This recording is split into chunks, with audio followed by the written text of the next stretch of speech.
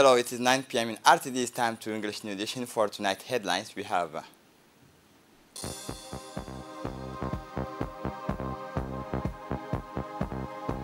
the awareness workshop on maternal and neonatal mortality.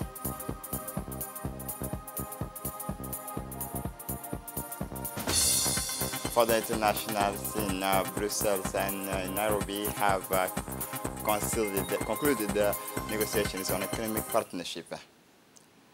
Welcome to our newsroom. On Wednesday, June 21st, the National Assembly hosted the Conference of Presidents in accordance with Article 12 and 21 of its standing orders, chaired by the President of the National Assembly, His Excellency Dileita Mohamed Dileita. The meeting was attended by the Prime Minister, His Excellency Abdul Qadir Kamil Mohammed, the Minister of Defense in charge of relations with Parliament, Hassan Omar Mohammed, and the first Vice President of the Assembly and the Chairman of the Standing Committee.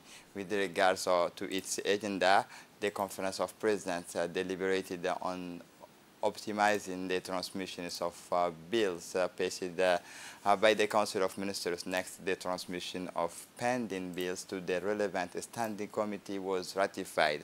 The 5 bills in question are as follows: bill on the reorganization of functions of the Ministry of Health, bill on the creation of University Hospital Center CHE of Djibouti, bill adopting the 2020 financial account of the Djibouti International Airport, bill on the adoption of the strategy for drugs and pharmaceutical products 2023-2027, bill on adopting the National Pharmaceutical Policy 2023-2027.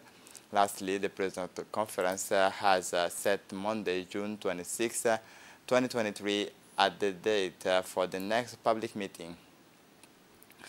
On Wednesday, June 21, 2023, the Ministry of Justice and Prison Affairs in charge of human rights organized a consultative workshop at the Hotel Campus Key to accompany the revisions of Penal Code and Code of Criminal Procedure, the event, the third of its kind, following those held on May 16 and May 24, 25, brought together criminal law practitioners, relevant government bodies, civil society organizations, and development partners. The meeting was chaired by His Excellency Ali Hassan Bahdoun, Minister of Justice and Affairs in charge of Human Rights, Umar Abdi Saeed, the Minister of Labor, and Hassan Hamad Arbahim, the Minister of Infrastructure and Equipment. Abdi Ismail Hirsi, President of the Constitutional Council, attended the opening ceremony. Maki Umar Abdul Qadir, Secretary General of the Ministry of Justice, and Ms. Sylvie Tabesse, Ambassador of the European Union, and Mr. Gaël Olivier, UNDP Deputy Representative. Objectives and constructive discussions were held on topics relating to the alternative to imprisonment, deprivations of liberty, length and policy custodies, and cyber violence, vulnerability, moral and sexual harassment, and legal aid. It will include judge representatives of civil society organizations, the concerning of the National Human Rights Commissions. It should also be noted that this activity is part of the Support for Justice project financed by the European Union and implemented by UNDP to support the Ministry of Justice in its reforms and judicial system. For his part, the Minister of Justice Ali Hassan Bahdoun said that it should be emphasized that the process of revising the Penal Code and Code of Criminal Procedures is one of the country's top priorities. Procedures is one of the government's priorities aimed at modernizing the country's public justice service. At the end of this working session, the creation of a criminal law reform commission will be set up by the Ministry of Justice. The commission will be responsible for drawing up a preliminary draft penal code and code of criminal procedure. The Ministry of Women and Family, in collaboration with the Ministry of Health and UNFPA, organized an awareness-raising workshop on maternal and neonatal mortality this morning, Wednesday, 21 June 2023 at the People's Palace. This second-day workshop brought together academics and midwives to provide them with the maternal, neonatal, and infant mortality remains a real scourge that is a major issue in the world. The workshop was chaired by the Ministry of Women and Family, Madam Muna Usman Aden, and attended by the Minister of Health, Dr. Ahmed Robi Abdullah, and the UNFPA representative, Ms. Aisha Ibrahim Jama. In recent years, the international and national strategies and initiatives have been launched and implemented to intensify and better coordinate efforts to improve maternal and child health in Djibouti. The aim here is firstly to draw up accurate portraits of maternal, newborns, and child health in Djibouti, and secondly to identify challenges, solutions, and avenues for further analysis. The Minister of Health, Dr. Ahmed Robi Abdullah, said in recent years, international and national strategies and initiatives have been launched and implemented to intensify a better coordinate efforts to improve maternal and child health in Djibouti. For her part, the Minister of Women and Family, Muna Usman Aden, has indicated that the aim here is firstly to draw up a accurate portrait of maternal, newborns, and child health in Djibouti, and secondly to identify challenges, solutions, and avenues to further analysis. The Managing Director of the Sovereign Djibouti Fund, Slim Ferrani, received a Qatari delegation led by the Qatari ambassador to the Republic of Djibouti, Dr. Rashid Shafi Al-Mari, accompanied by our Djibouti ambassador to Qatar, Tayyib Tubad Roble. The aim was to identify investment opportunities that could be the subject of a partnership. This meeting marked an important stage in the strengthening of economic relations between Djibouti and Qatar. It testifies to both parties' commitment to exploring new opportunities for cooperation and promoting mutual economic growth.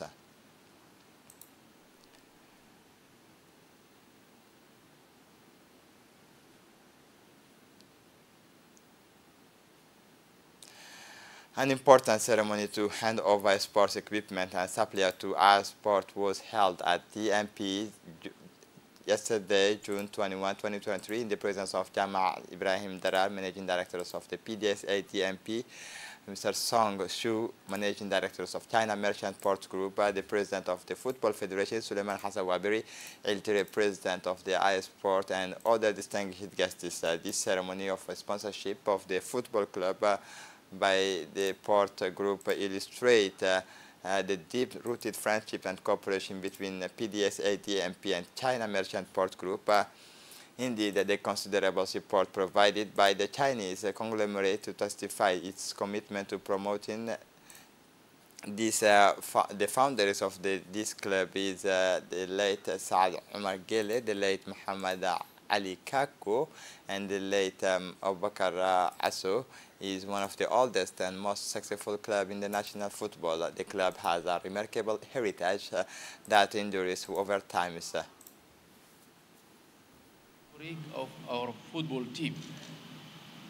The POR Sport Association, known as Sport, is a Djiboutian football club founded in 1978 by late Mr. Saad Omar Gile, previous GM of PDC DMP, and Mr. Muhammad Ali Kako and Mr. Abubakar Asso.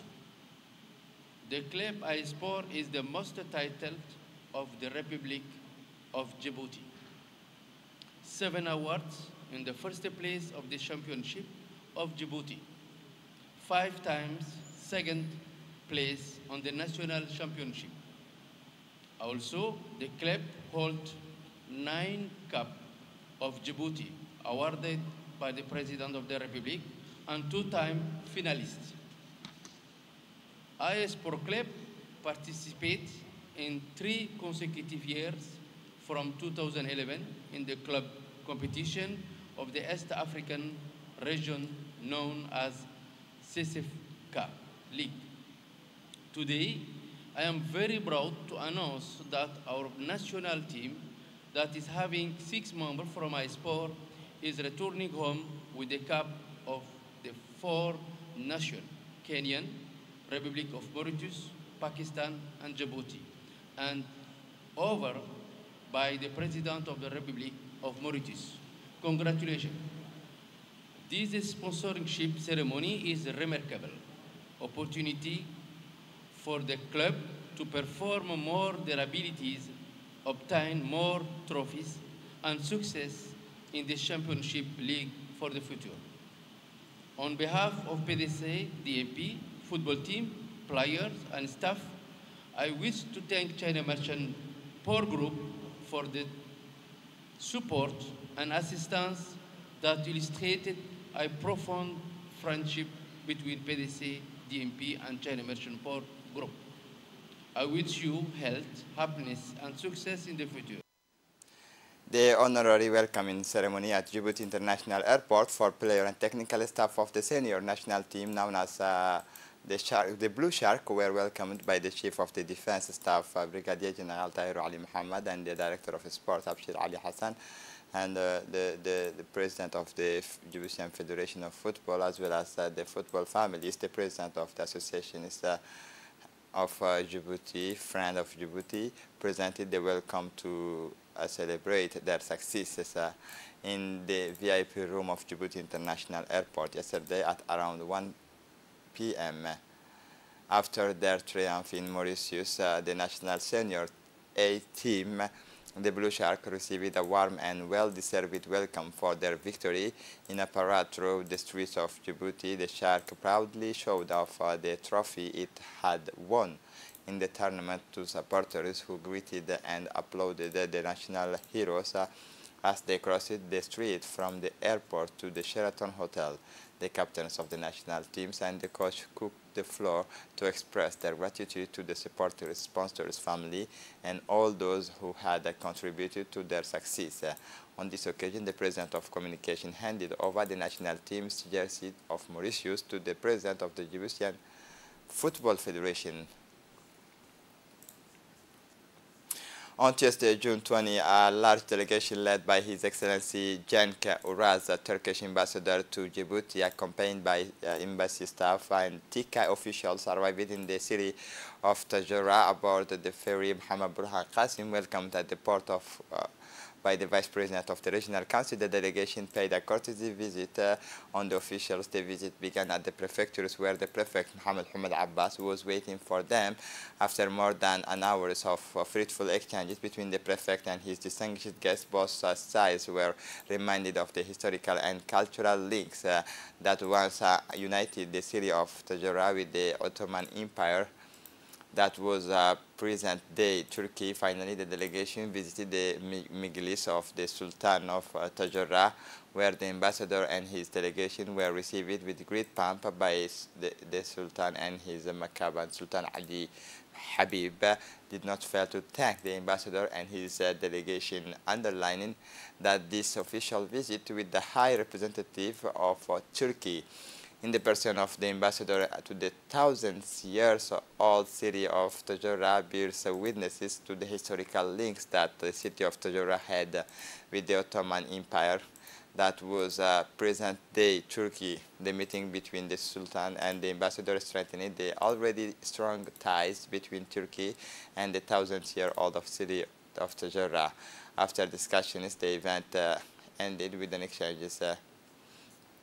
of the gift between the Turkish delegation and the traditional chief of the Miglis. In the afternoon, the day ended with a guided tours by the ambassador and his delegations in the various mosques. Khorojib, Chadli, and Sheikh Ibrahim were bear witnesses to the passage of the Ottoman Empire through our ancient city of Tajura. The town of Dikhil hosted a meeting yesterday morning on the development of investment and the private sectors in the region. The meeting was attended by the prefect of the region, Hassan Abdi Roble, the vice president of the regional council, Ibrahim Guru, and the director general of the National Agency for the Promotions of Investment, Mr. Mahdi Darar Obsiye. Participants discussed the comparative advantages of the Dikhil regions and the prospects for capitalizing on these assets. They agreed on a matrix of actions to encourage and support entrepreneurial initiatives, including the establishment of an ANP branch in Dikhil.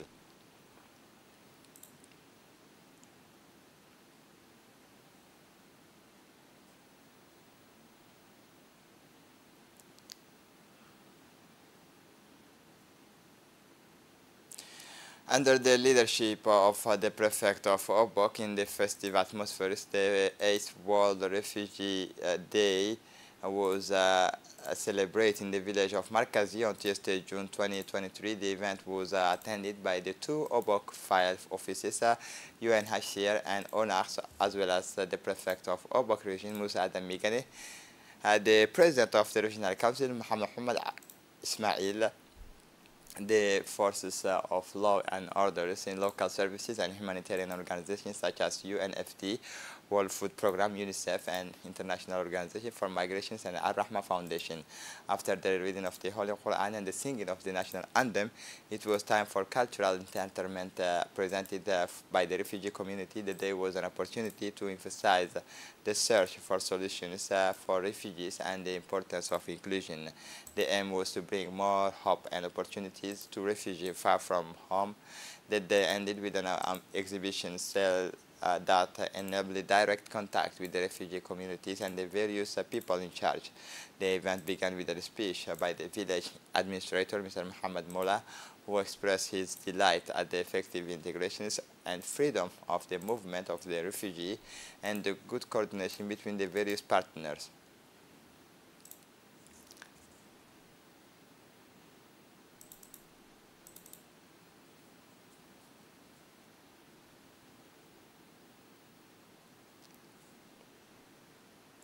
The Summer Games were once again the attractions of the day after Arta Al Yasabi played host to a number of sporting activities: football, handball, athletics, pétanque, volleyball, and a few traditional games were all on offer. The organizers were able to count on the presence of a huge enthusiastic crowd with the fair play player and participants shining at the launch of these games. The event was enhanced by the presence of the eminent technical advisor, namely Muhammad Ahmed Salim, Muhammad Farah, and Abdi Sow, and the director of the region is Umar Hassan Abdullahi, the deputy director general Mr. Ahmed Ali, as well as the vice president of the regional councils and other prestigious guests. The meeting took place at the Al Sabi'a Sports Complex and in localities such as Asamo.